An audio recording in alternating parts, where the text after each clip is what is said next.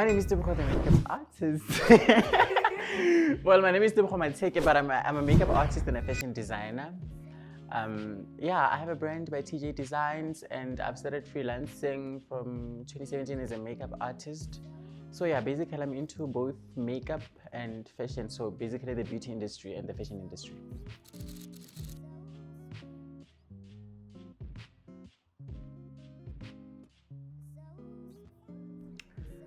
Whew.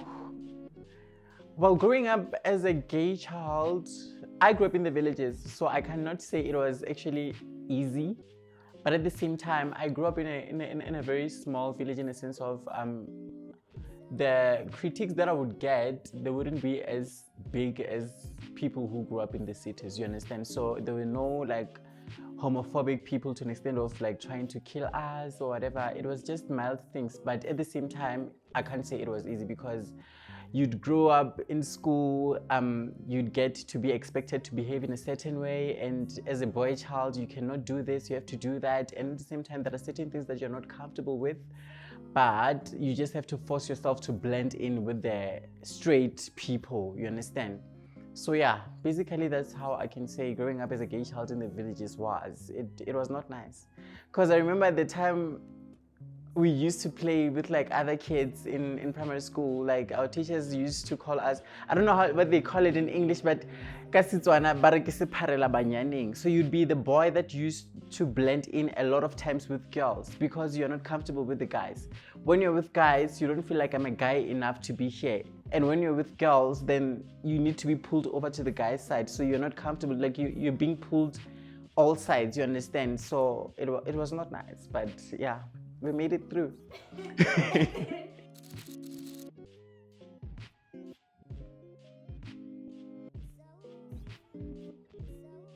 Well, me coming out, I believe I was blessed in a sense of I never had to actually come out to my parents, because I remember when I just finished my matric, my mom bought me a handbag and a wallet. Matching handbag with a wallet. So from there you knew, baby girl knows that you're gay, you know? And then with my dad, he used to give me mixed signals because I wasn't sure, does this guy know that I'm gay or not?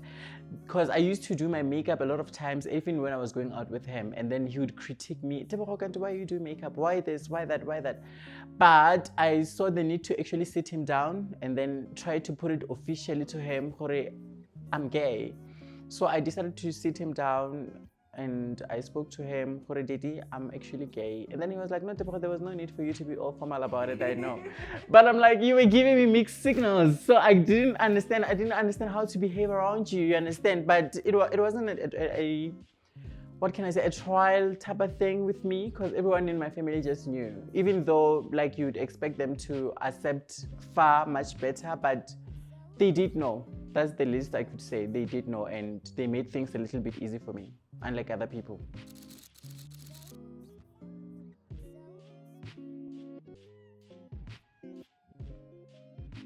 Sure. Okay, the transition, I can't say it was also that easy, because I remember the time I just finished my matric, you know, as that like gay boy from the villages. I got my hair done, looking all cute and fabulous. And then when you get to Joburg, you'd expect, because it's a big city, people from different backgrounds and all that, they would be more understanding and very accepting. But it was actually different. I felt like the villages were actually a little bit better than when I just came to the big cities.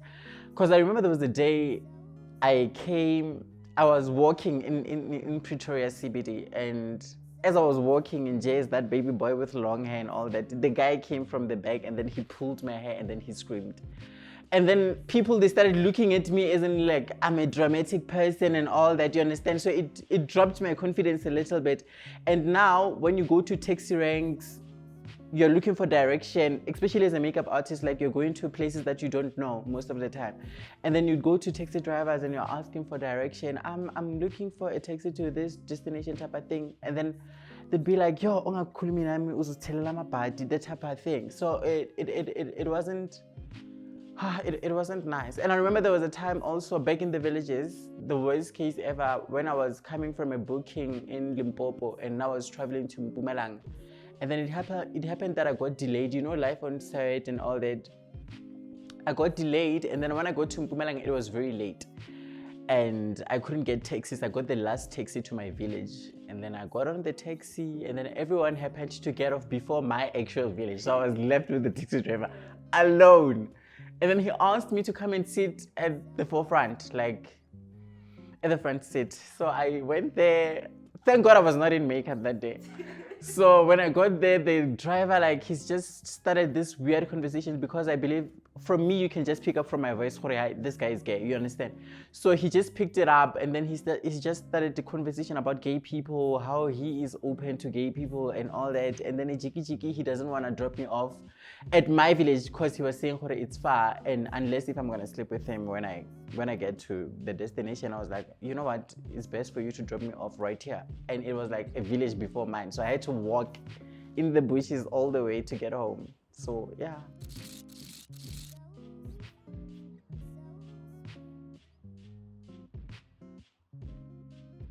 Most definitely, especially men. I feel like women are more accepting, actually.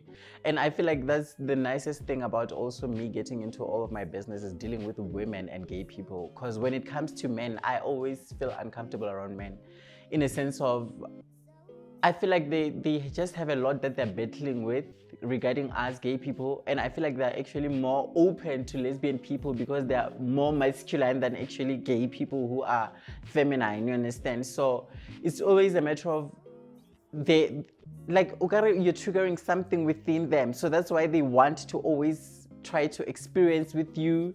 And then if they don't relate to you, they just hate you without even getting to know you. So yeah.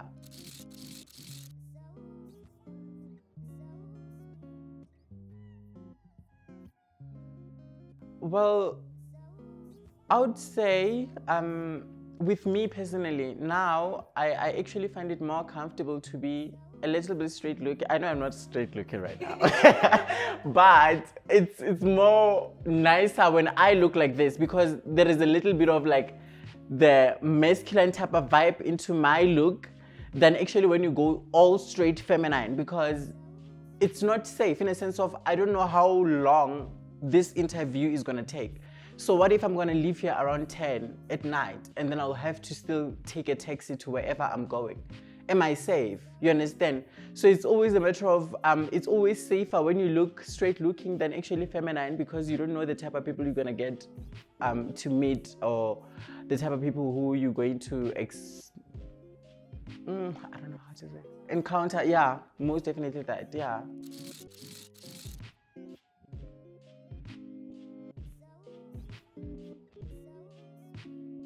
Most definitely. Most definitely. Up until, I so wish there could be times where you can just get to be yourself and having not to explain yourself to anybody. That's how deep I want like us to be educated about the gay community. I so wish it could be so simple for me to rock up whatever that I want to rock up and be out there and feel comfortable, be myself without having to like feel bad for whatever that I'm doing. Especially for me to start TJ Designs. It's a matter of, you know, as a gay person, you'd find it so uncomfortable to shop in the men's section. And then when you go to the female section, you also feel uncomfortable because you're making other people to feel uncomfortable with your presence there. So you just caught in between. You can't be yourself like freely, you understand? So yeah, I feel like we have a long way to go.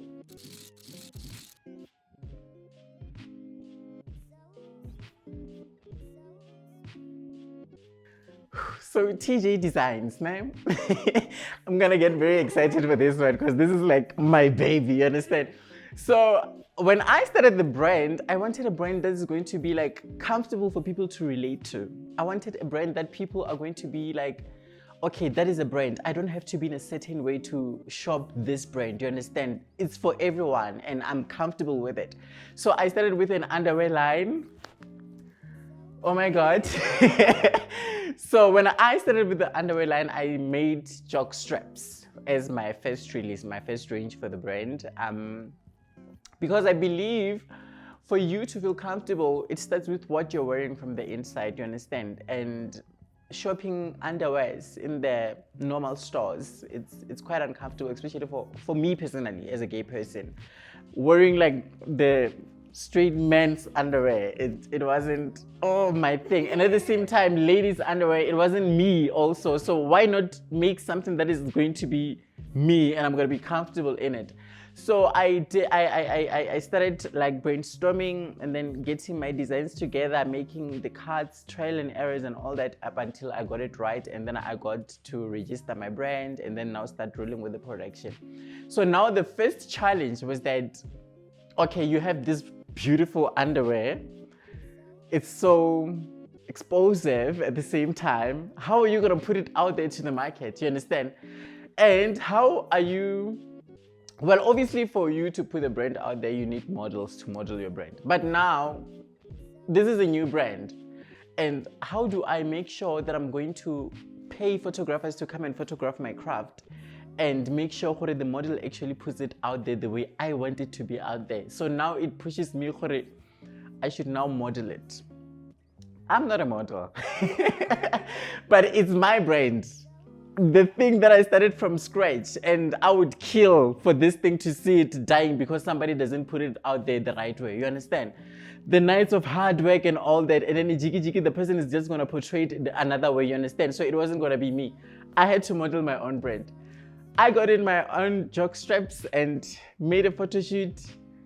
And then after the pictures were released, I was so proud. I was so happy. But now I am so scared to take them out there because now I had, like I said, I was a freelancing makeup artist for the longest time.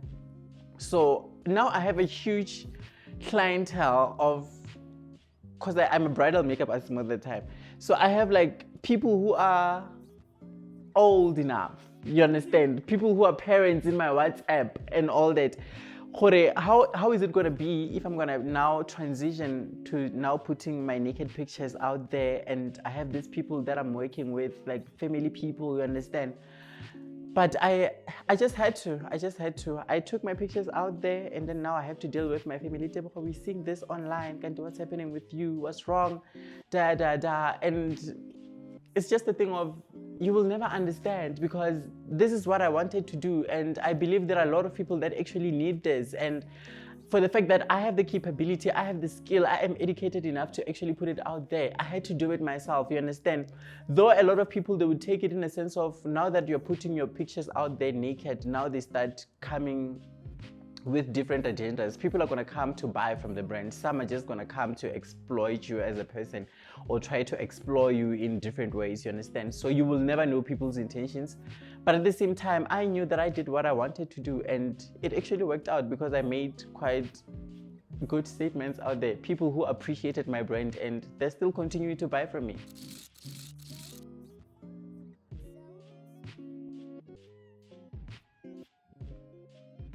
Well, with my pronoun, it wasn't much of a difficulty or for people to actually understand, because even now, when you see a man with a beard, obviously you're going to conclude he, you understand? And for me to also to be comfortable to say I am gay, it clearly shows that I am comfortable being pronounced as a he, you understand? So, but within the gay community, you'd find a lot of us saying we don't actually like being labeled. So it's best not to use labels around us, especially if you don't know how to address me. And I'm not gonna lie, it's very tricky because people look different. People perceive themselves in different ways, you understand? It's not a matter of because I'm gay, then I'm only gonna be gay for the rest of my life, you understand? People are transitioning. Sexuality is a very big spectrum, you understand? People, they are like getting to know themselves gradually. So yeah, from pronouns, I would say stay away from pronouns. Just stick to humanity. Humanity more than pronouns, yeah.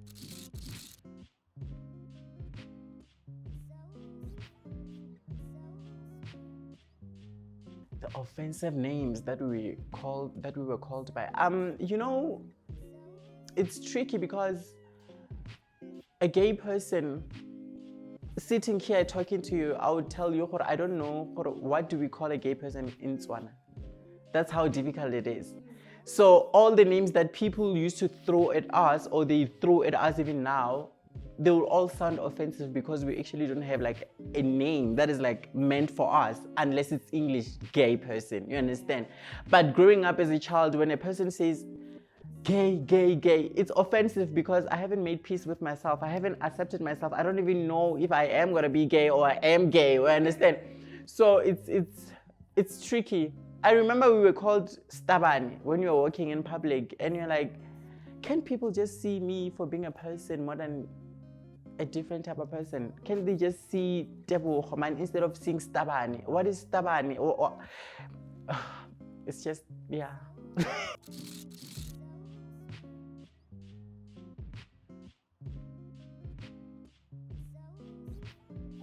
Being brave. Being brave to me means being comfortable with yourself. You know, everything unfolds or flows in life when you start being comfortable with yourself. They say acceptance is it's part of healing, and it's a huge part of healing. So accepting yourself and knowing who you are and being able to put yourself out there as much as you want to be portrayed to be, that is being brave for me. Like being able to say, you know what, I know people are not going to be able to take this the right way or the way they're going to take it, whatever way they want to take it. But for the fact that I see it this way, then I'm going to do it. That is being brave.